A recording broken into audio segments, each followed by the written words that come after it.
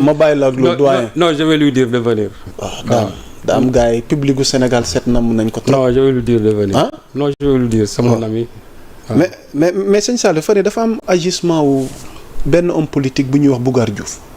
coalition Diomaye la bokkoon mais depuis un certain temps il ne cesse de faire des sorties yoo xamante ni vraiment li muy wax jëm ci coalition bi jëm ci Sonko jëm ci Diomaye doy na waar. waaw bi nga déggee Bougar yooyu muy nettali. jàpp ni dañ ko tooñ te lépp Aïda Mbodj la ndax moo ko seppi ci groupe bi waaye li muy nettali ci penc mi sëñ Saliou bu dee loolu dëgg la doy na waar de. waaw mais xam nga aussi mooy li wax rek c'est que Bougar. waaw il est dans un groupe. il était dans un groupe. oui dafa am loo xam ne ni toujours. ko xam ne ni da ngay parce que man pour man homme d'état c'est pas seulement ñi nga xam te ñoo nekk ci nguur gi. mais ay jikkaloo yoo xamante ni tout homme politique war nga mën a am cette posture d'homme d'état. Bougar bu fekkee ne da nga nekk dans un groupe ñu génne la ca groupe ba nga nekk ca groupe ba c'est-à-dire dafa am benn clause même toujours de confidentialité boo xam daf lay topp. logiquement. parce que homme d'état mooy ki nga xamante ne tey yow même ki nga xamante ne moo la tooñ nga am ci moom lu dëgër loo xam war nga mën a teg ci penc mi pour détruire ko nga ne mukk du ma ko mos a wax. kooku mooy yore posture homme d'état mais ki nga xamante ne depuis un certain temps mooy dem ci médias yi di épanché wu di wax man jàpp naa ne kooku ça a été même une erreur de l'avoir intégré dans un groupe.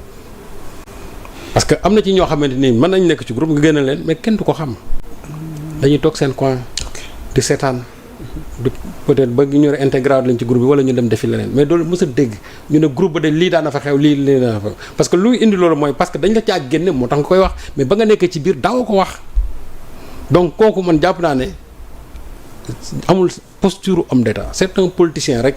boo xamante ne nii bon accidentellement mi ngoon ci groupe bi parce que su fekkee da nga ne Aïda Mbodj moo la génnee ci groupe bi mais man jàpp naa ne groupe dafa am charte. bu fekkee ne charte boo gis nag bu ñu par exemple ku def lii ñu gën la lii. mais boo waree bu fekkee ne aussi am nga war day am toujours moyen de contestation parce que yéen yéenay signé charte bi nga ne aussi nit bu ñu la génnee ci groupe am nga droit nga contester jaaral ci canaux yi nga xam ci nga war a contester ba nit ñi constaté ne groupe bi yow war nga ca war a nekk war a woon a ca nekk. Aïda Mbodj loolu muy def c'est pas des pouvoirs qu'elle s'est auto-attribué charte bi nga xam ne moom mooy régir seen groupe moo ko may. waaw bëggoon naa la ko laaj. waaw charte bi moo ko may. donc jëlewu ko ci coobare boppam parce que su fekkee ne na ko génnal ci groupe bi mën na ko may génnuma ci groupe bi parce que amul benn charte boo xam ne war na mën na may mais yéen signé benn charte. boo xamante ne nii mooy régir le fonctionnement du groupe. exactement. soo demee ba nga xam ne loolu da nga ko jalgati wala ñoom jàpp nañ da nga ko jalgati ñu génne la ci te yow loolu ànduloo ci. mais passe par les canaux normaux. yi nga xamante ne moo lay mën a permettre yow nga rester toujours dans ce groupe mais pas dem ci médias yi parce que xam nga tu sais médias yi ñoom toujours li ñu yaakaar ni mooy lu damee ci Pastef ñu woo la nan la woy nii ngay épanché wu di wax retournement de situation bés buy am nag nga commencé di regretter man jàpp naa ne un homme politique ne doit pas fonctionner comme ça moo tax Bougar sorte mi def yëpp pour man il ne fait que s'enfoncer tout simplement et les gens auront toujours dinañ jàpp ne kii ci boppam kii warul sax mën a bokk vraiment dans un groupe. macha allah même su fekkee ne il a raison. am na loo xam ne amuloo sañ-sañ toog di ko wax ci ay nit. waaw yéen groupe soppey Serigne Saliou Gueye bokk leen ci de. yéen moom maa ngi leen di béggee di leen ziar di leen jox seen wàccuwaay. di leen baalu àq wax dëgg fa yàlla Serigne Saliou jotaay bi dee dox du wéy. waaye Serigne Saliou am na benn point boo xamante ni yor daf ci def liggéey gu am solo. ñu bëggoon cee taxaw seetlu. am na examen yi fi jàll. mais nag am na yi ci xew yoo xamante ni nag vraiment.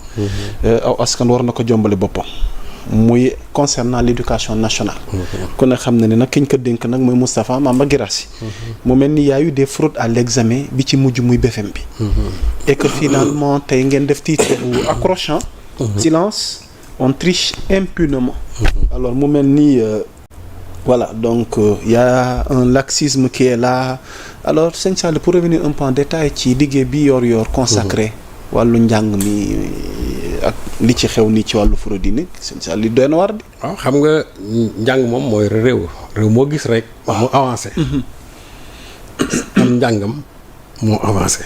waaw réew yi ci am njàng éducation c'est-à-dire ci la ñuy rawante ci njàng rek la ñuy rawante. dëgg la. donc éducation boobu dafa war nekk loo xam ne nii dañ koy teg toujours. ci slogan bi rek. la jubal jubanti boobu. dafa war a nekk une réalité dans tous les secteurs de l'État. y compris nag c'est-à-dire sax dans l'éducation mu war a commencer foofu. BFM bi dañu taxaw ñu ne am nañ élèves yu ñu jàpp Louga yu ñu jàpp Mbour yu ñu jàpp unité 18 ak feneen parce que dañu yoroon ay épreuves dañ triche et cetera am nañu ci jàpp bàyyi leen ñu libéré leen ñu dem continuer épreuve yi xam nga tey lu xel mënul nangu mooy ki nga xamante ne tey yow da ngaa sàcc parce que loolu sàcc xam-xam la da nga sàcc ñu jàpp la ñu war la yóbbu fi ñu la war a yóbbu. parce que kuy sàcc xam-xam dafa am place bu ñu la war a yóbbu même su fekkente ne gone nga da nga am foo xam ne war nañ la fa yóbbu ñu yar la. nga bàyyi loolu nga def ko au lieu que ñu essayer xool lan moo waral loolu ñu bàyyi ñooñu ñenn ñi en tout cas ñu ma ci xam bàyyi nañ leen ñoom ñu dem kon ne def seen i épreuve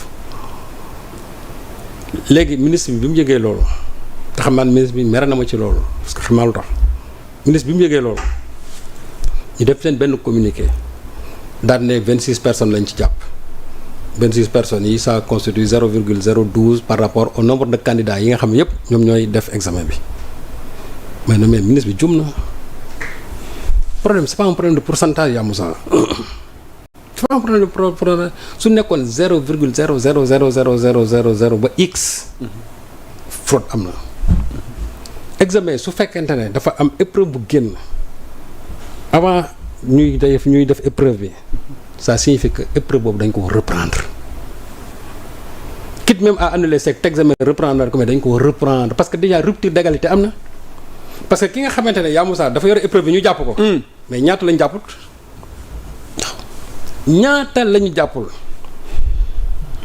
jàppul wax dëgg combien dugal ci réseaux sociaux yi combien d'établissements nga gis tey ñu naan 100% ñoo xam pour la première fois dans man wax ma ne les élèves ne sont pas méritants non man jàngalekat la parce que nag je souhaite à ce que les élèves quand même réussissent loolu laa bëgg c'est-à-dire que élèves yi bëgg naa élève bu nekk nga réussir sa examen mais mu tegu nag quand même ci ko xam ne jàng na li nga xamante ne moom lañ ko doon jàngal au cours de l'année mais ki nga xamante ne da ngaa dem yow nga fraude pour jàll kooku mérité wul jàll nañ waxante dëgg kenn bëggul tey sa doom yow sa doom nga taxaw nga ne kii day fraude pour jàll examen ku ñu waxoon ne sa doom dañ koy jox pour mu fraude examen jàll du bëri kilifa yoo xam ne dañ ko nangu de léegi lu mel noonu am exactement ñu bëgg ko minimiser bëgg ko tëj ci benn pourcentage c'est pourquoi j'ai dit au ministre ma ne en tout cas dans l'article ñu ne ñaata nit tey ñoo yore épreuve yi te feeñuñu ministre mbaa du daa foog ne da nga ko tiiñal non en tout cas il m'a appelé j'étais dans une rencontre mujj ma jot moom il a appelé mon assistante suma assistante bi après relancé na ko pour jox ma ko pour ñu waxtaan mais le ministre n'a pas daigné bon peut-être da nga jàpp ne daf la mere bon voilà c'est ce que je suppose hein man na ci bañ a am aussi mais man en réalité le problème ne man ku may mere rek mere ma si dëgg parce que ku dégg li may wax xam ne waxuma ko pour lu neex ki yéegee man naa la en tant que d'abord éducateur sama bëgg-bëgg mooy képp koo xam ne yaa ngi jàng yàlla na la yàlla may examen wala mu nekk loo xam moo gën ci yow amiin mais nag bu fekkee ne dafa am ay benn système boo xam ne dafa entaché de fraude ministre bi moo war a xool comment on doit organiser cet examen parce que c'est un examen sérieux te loolu yaa Moussa commencé wul ci examen yi xam nga kañ la fu mu commencé ci devoir yi nga xam ñu ngi ko doon joxe ñu tuddee ko les devoirs standardisés chaque fois bu devoir standardisé amee da ngay gis ne y a des fuites ci épreuve yi